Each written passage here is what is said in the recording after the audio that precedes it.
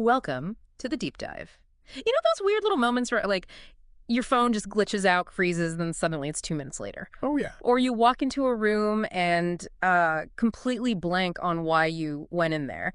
Then, poof, the thought comes back the second you leave. Happens all the time. But sometimes these, well, glitches, they get way more bizarre. I mean, imagine thousands of people seeing, like, a whole city shimmering up in the sky. Right. Or you're recording video, and reality itself seems to pixelate for a bit, almost like dipping in and out of dimensions, but the video before and after is totally fine.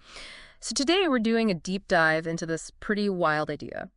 What if these aren't just errors? What if these glitches are, little peeks behind the curtain, glimpses into how reality really works? Exactly. Reality that might be complex, electrical, maybe even a kind of simulation, like a matrix. Revealing its own code. That's the idea.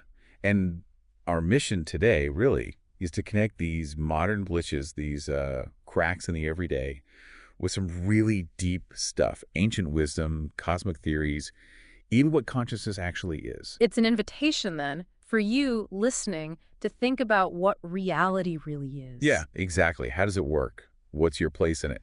We're going to try and, pull back that curtain just a little bit, show a universe that's maybe way more dynamic, more connected than we usually think. Okay, so let's dig into some of those examples. That city in the sky thing in China, that's a big one, right? Thousands supposedly saw it. Incredible accounts, yeah. And the speculation was all over the place. Totally. Was it Project Bluebeam, some kind of government psyop? Yeah. Or something more mundane like swamp gas, Chinese lanterns, even geese, apparently. Right. The explanations varied wildly. Yeah. But for the people who were there. For them, it was real, undeniable. I've even had my own moments, Felt like reality just skipped. I was filming once at Chimney Rock. Yeah, a 14-minute video file somehow became 25 minutes long. And the footage right in the middle, it looked like it was, I don't know, phasing in and out of dimensions, kind of pixelated. Wow. But the audio was fine. And the video before and after that weird bit, crystal clear. It was like the universe itself just buffered for a second, a hiccup. And it's moments like that, even something seemingly small, like a tech bug. It can spark that deeper curiosity, can it, about let's say, the underlying code. Like that Google Earth thing. Exactly. Yeah. You try to tap the South Pole on Street View and bam, you're suddenly off the coast of Africa. Now, okay, it's probably just a database glitch, a simple error. Probably. But it still makes you wonder, doesn't it, about the systems, the unseen frameworks running things. Yeah. It hints at this. Well, this electrical magnetism type universe idea. Yeah. Something more fluid, less solid than we think. A deeper set of rules, maybe. Yeah, a fundamental system at play. So when you see these things crop up, these glitches, these oddities, it does make you think, what if we are literally code? What if the universe isn't just rocks and space, but more like a holographic universe, like fractals within fractals, or, sims within sims within sims? It changes the perspective entirely. Yeah. The glitches then feel less like errors and more like, I don't know, little peekaboo moments from the system itself, messages from the program. Little reminders that maybe what we see isn't the whole picture. Maybe it's projected. But, this idea of an underlying structure, a code, it's not just modern tech talk or simulation theory. What's really fascinating is how ancient cultures all over the world seem to have embedded this kind of knowledge. Knowledge about what specifically? About the cosmos, especially the Orion constellation. They built it into their buildings, their myths, their stories. It's like they were all reading from the same cosmic blueprint. Okay, like who? Give us some examples. Well, the ancient Egyptians, yes, for starters, obvious one. Right. Pyramids, their hieroglyphs, they're full of Orion references, alignments. But it's not just Egypt. Look at the Mayans, their whole fire in the hearth creation story. The hearthstones represented Orion's belt stars, and they saw the Orion Nebula as a slit in the sky, a portal. Portal leading where? They believed it led towards Cygnus, which they called the Dark Rift. Fascinating stuff. Yeah. Then you jump to North America, the Mississippi River mound builders. And mound builders. Yeah. Burial mounds near St. Paul, laid out precisely like Orion's belt. And then you have the Hopi Indians. Their creation story explicitly links to the Orion Nebula. What did they call it? They called it the turtle, or the eye in the hand. And for them, it was key to their path of souls, a cosmic gateway. Wow. Okay, so Egypt, Maya, Mississippi Mounds, Hopi. That's incredibly widespread, diverse cultures separated by geography and time. Exactly. The consistency is what's so striking. It really makes you ask, how did they all know? How did they all land on Orion being so significant? It wasn't just casual stargazing then. It sounds much deeper. Like it was woven into their core beliefs, their origins, their buildings. It suggests a profound shared understanding, almost like an inherent knowledge about Orion's role in, well, maybe our origins, our destiny, like they all had pieces of the same cosmic map. And speaking of that dark rift the Mayans mentioned, our usual view of it, in the Milky Way, it might be totally wrong. How so? We see pictures. It looks like a dark band, right? Lack of stars. Well, yes, invisible light. But if you look at the data from powerful instruments, different wavelengths, sources argue that this dark rift isn't dark at all. It's actually described as the brightest of all things in our galactic neighborhood. Brighter. How can it look dark then? It's an intense concentration of energy, maybe. Things our eyes or even standard telescopes just can't pick up easily. Really flips the script on what's dark and what's luminous out there. Okay, that's unexpected. And how does this intense energy connect to anything else? Well, it ties right into the concept of the Great Year, that huge cycle, roughly 25,920 years. Remember all the buzz around 2012? Oh, yeah, the end of the world predictions, the Mayan calendar. Right. Well, that 2012 winter solstice alignment.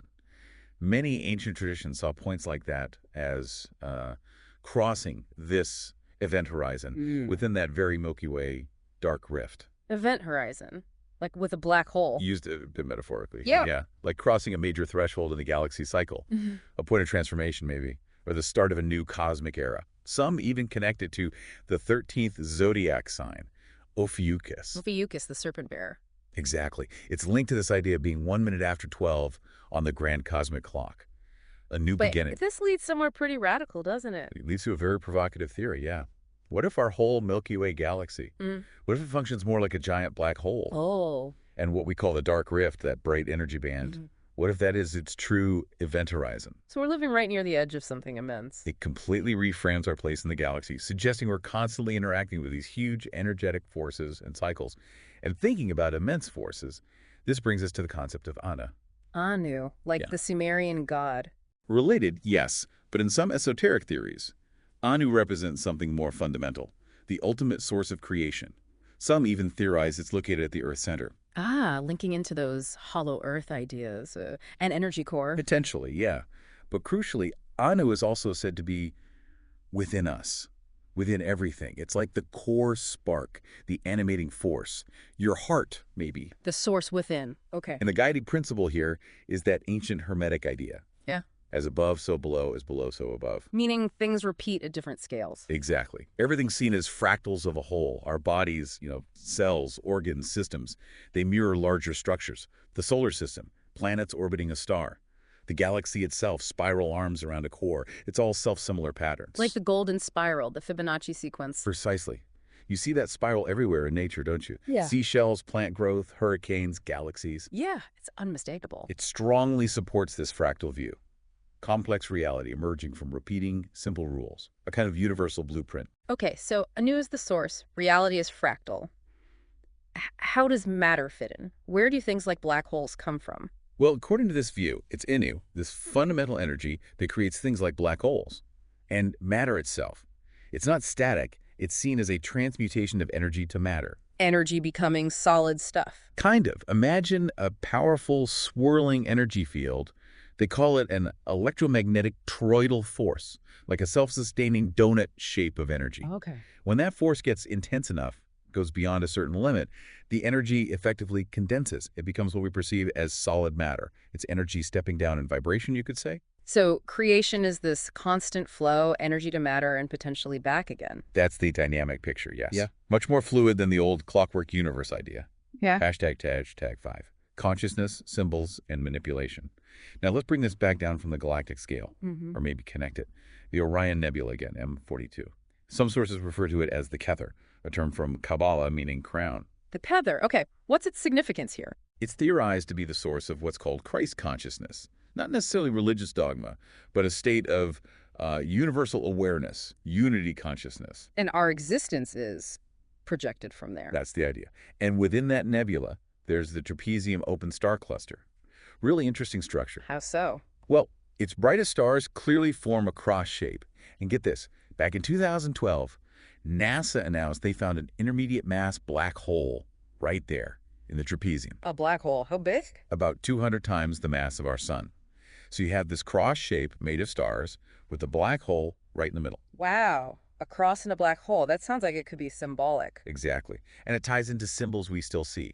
Think about the Celtic cross. Right, the cross with the circle. The stars forming the cross, the circle symbolizing that central point, the black hole, or even controversially, the eye in the triangle on the US dollar bill. Often seen as ominous, part of conspiracy theories. But these sources argue that symbols like these, they weren't originally negative.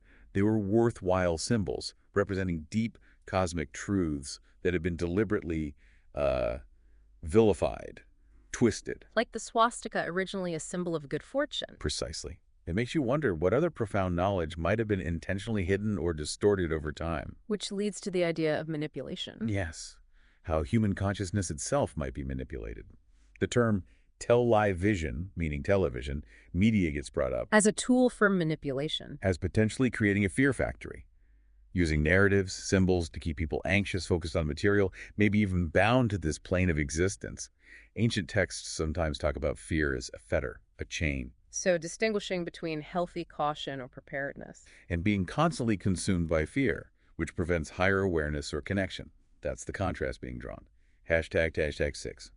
Holographic reality and extraterrestrial questions. You know, when we talk about reality being like code or a hologram, it's not just theoretical anymore, is it? Our own tech is getting kind of spooky. How do you mean? Well, the idea of printing living machines, I read about this concept. Imagine 3D printing a motorcycle, let's call him Bob. But Bob isn't just metal. He has some kind of programmed awareness. He could maybe transform into a bicycle if needed, or just sit patiently because he's programmed to be a good Bob. Huh. Okay, that's definitely sci-fi territory, but yeah, robotics, AI, bioprinting, Yeah. the lines are blurring. It sounds like science fiction, but maybe not for long. And that idea of living machines, transformation, it connects back to those wilder ideas about space travel, like Star Trek-style transformation. Beam me up, Scotty. Sort of. If the universe is fundamentally information, quantum entangled, holographic, maybe interstellar travel isn't about brute force rockets. Maybe it's about manipulating the code, shifting from point A to point B on an energetic level. Transforming your matter stream or something? Perhaps. Way beyond our current physics. But conceptually. If the universe is code, you could potentially rewrite your location. Some sources even float the idea that Atlantis wasn't just an island, but maybe our whole planet in a previous age. With technology like that. Wow. Okay, that's big. But if that's possible, or if the universe is teeming with potential life, it brings up that old question. The Fermi paradox. Where's everybody? Yeah. Exactly. Yeah. Billions of galaxies, countless planets. Why the apparent silence? What do the sources say about that? Well, a few possibilities are floated. Yeah. One, maybe there are predator species out there, highly advanced, maybe dangerous, so other civilizations stay quiet, hidden. Dark forest theory. Kind of, yeah. Or two, maybe contact has happened or evidence exists, but it's suppressed by shadow factions here on Earth, kept secret. A cover-up. Plausible to some. Or three, maybe we just can't understand them, their communication, their way of being, maybe even their dimension. It could be totally alien to our senses, our science. Like trying to explain radio waves to someone in the 15th century. Something like that. Personally, when I've observed phenomena, things people call UFOs, they haven't seemed like solid nuts and bolts craft. More like electrical time energy, or even other dimensional creatures. Not necessarily aliens from Planet X, then. Maybe not. Maybe they're us on the other side, future humans, or part of a consciousness shift and ascension process. The possibilities get really strange when you consider dimensions beyond our usual 3 or 4. And what about the whole Nibiru thing? Planet X, that seems to pop up every few years, often around elections, doesn't it? It does have that cyclical nature, yeah. The sources offer different takes on Nibiru. Is it just deliberate disinformation? A distraction? Or is it real? Like a genuine crossing of planets, a giant spaceship? Or even, some suggest, related to something like CERN, a massive technology capable of opening portals or affecting space-time. You look at old Sumerian tablets. Yeah, I've seen those depictions. Inu, winged discs. Right. Things that look very much like spacecraft, figures descending from the sky, the whole idea of kingship coming down from the heavens. It all feeds into this complex picture. Ancient astronauts, cosmic cycles. And there's another layer. The idea that our own DNA might hold memories of past cataclysms, Great floods, pole shifts, massive earth changes. Like a species-level PTSD encoded. Or just an inherent record, a deep awareness of these grand cycles. It suggests we're built to understand, maybe even anticipate these cosmic shifts. It all seems to point towards a choice, doesn't it? The Hopi Indians, again, their prophecy spoke of two paths for humanity. Two paths. Yeah. One is described as a technical one, advanced technology, maybe like we're developing now.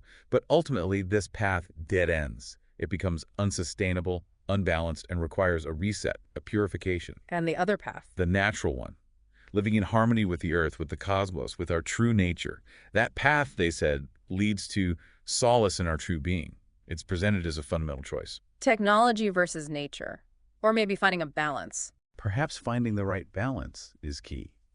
And when you think about our nature, we are fundamentally energy, aren't we? How so? Well, think about it. We're all plasma, essentially. Our bodies have, 50 trillion molecules?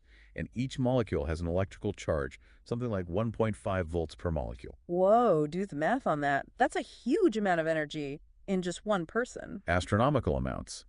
So the question becomes, where does all that energy go when the physical body ceases to function? So they call death. Is it just dissipated? Lost. Or is that perspective too limited? Could death actually be truly living in a different sense? A transformation of that energy into another state, another dimension. Not an end, but a transition. A continuation of consciousness, maybe, freed from the physical. That's one possibility explored. But then you also have to ask, are there things interfering with our natural energetic state? Our evolution? Interfering how? Well, some sources point to things like chemtrails, those persistent grid patterns in the sky.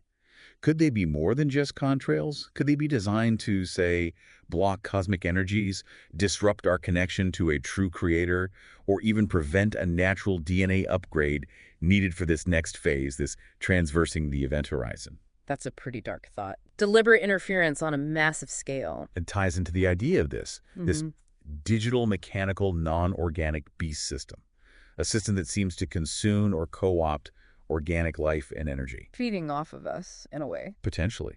And the warning is about balance. If that non-organic system becomes too dominant, if it consumes too much of the organic, eventually it consumes itself. Game over. So maintaining that balance is critical for the planet, for ourselves. Absolutely. Yeah. Which brings us back to the practical level. What can we actually do navigating all this? Yeah, what's the takeaway? The advice often boils down to a few core things. One, look inward and love outward. Focus on your own inner truth, your connection, and extend compassion. Okay. Find your center. 2, question everything. Don't just accept narratives fed to you. Develop critical thinking, discernment. Yeah. That's crucial today. Especially with so much information and disinformation flying around. Exactly. Yeah. And 3, ultimately, think for ourselves. Take responsibility for your own beliefs, your own path. Don't just follow the herd. Personal discernment. It keeps coming back to that. It really does. And thinking about fear again. You mentioned it as a fetter. It can be useful, right? For preparation. Oh, absolutely. Fear can motivate positive action, preparedness, innovation, but it's when it consumes you, keeps you in that constant state of anxiety, that's when it's paralyzing, detrimental. And you see people today, sometimes they seem almost docile or zombie-like, just scrolling face down on their smartphones. It's a common observation. Those devices, they kind of took over from free TV as the main information and, well, distraction source, didn't they? Yeah, you wonder if the smartphone isn't just a tool anymore. Has it usurped something? Our attention, our critical thinking, is it pulling us away from that connection to the bigger reality? It's a profound question for our times, definitely. Where is our focus, and what are we potentially missing? Hashtag outro. Wow. Okay, so we've really covered some ground today. From everyday glitches that make you pause to ancient civilizations apparently obsessed with Orion. Right, and rethinking the Milky Way's dark rift, the idea of a fractal universe based on Anu. And how consciousness might be projected, how symbols get used or misused, and the questions around manipulation and even extraterrestrial life. It's definitely been a deep dive. It has, and if there's one thread tying it all together, maybe it's that idea that everything is electric. The universe, us, our thoughts, it's all energy interacting in complex ways. And the path to understanding isn't necessarily out there, but looking inward, finding your own connection, your own truth within this vast electric, maybe even holographic system, that seems to be the consistent message. So a final thought for everyone listening. If we are all fractals in this immense electric possibly simulated reality.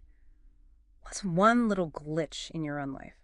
Something odd, a strange coincidence, a moment of déjà vu, maybe even a recurring pattern in your perception. Mm. What if you looked closely at that personal glitch? Could it actually reveal something deeper, something astonishing about your own unique connection to the whole cosmos? Something to think about. Definitely something to ponder. Thank you for joining us on this deep dive. We really hope it sparks some questions and encourage you to keep exploring, keep questioning on your own journey of discovery.